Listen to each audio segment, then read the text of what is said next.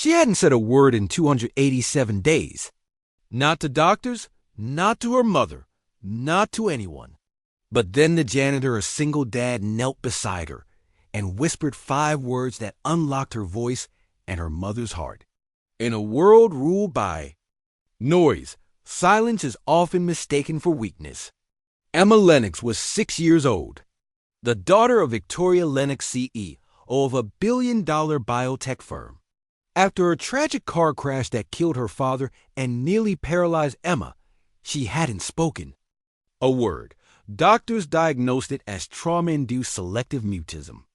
Therapists came in, charged tens of thousands, and left defeated her mother cold, always on her phone, always in power meetings, even when she sat next to her daughter. She wasn't really there. Emma lived behind a wall of silence.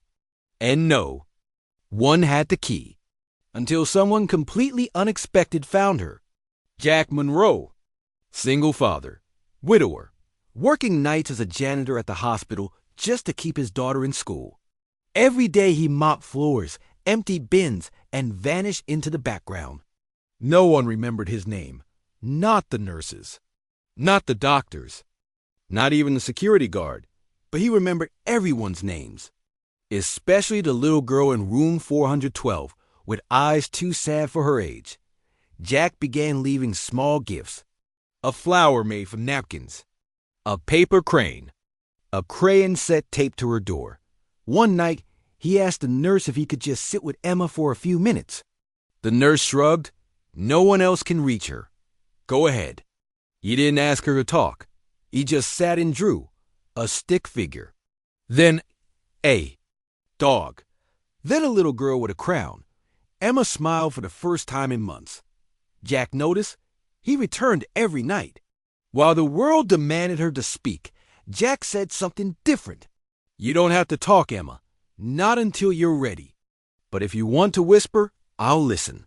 Night after night, they colored side by side. Emma drew pictures of stars and hearts, of broken families mended by hugs, of people who looked a lot like her and Jack. It happened on a Thursday. Emma tugged Jack's sleeve gently. She handed him a drawing. It was of 2 stick figures, one tall, one short. Holding hands under a sky full of stars, she leaned in and whispered softly, "You make me feel safe." Jack froze. He turned slowly, eyes wide, barely breathing. Tears welled in his eyes, and he just nodded, but neither of them saw the woman standing at the doorway, clutching her phone so hard her knuckles turned white. Victoria had watched every session unbeknownst to Jack. Her security footage caught the janitor's kindness, and it broke something inside her that had long been frozen. She hadn't cried in over a decade. But that night, she did. Alone. In her office. Surrounded by awards, money, and silence. She approached Jack timidly. This towering woman of power now vulnerable.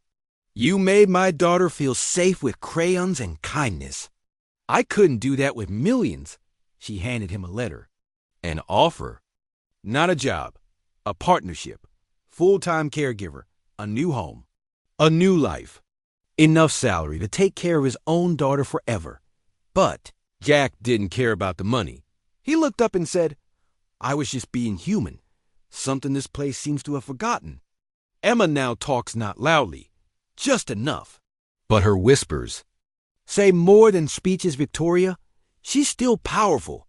Still rich. But now she makes time to sit in silence with her daughter. And Jack, he still cleans sometimes. But mostly he teaches others how to listen. Because it turns out sometimes the janitor fixes more than floors. Sometimes he mends souls. Never underestimate the quiet ones. Sometimes their silence is a scream for someone to truly listen. Like, comment, I believe in kindness, and subscribe for more powerful stories that move the heart and stir the soul.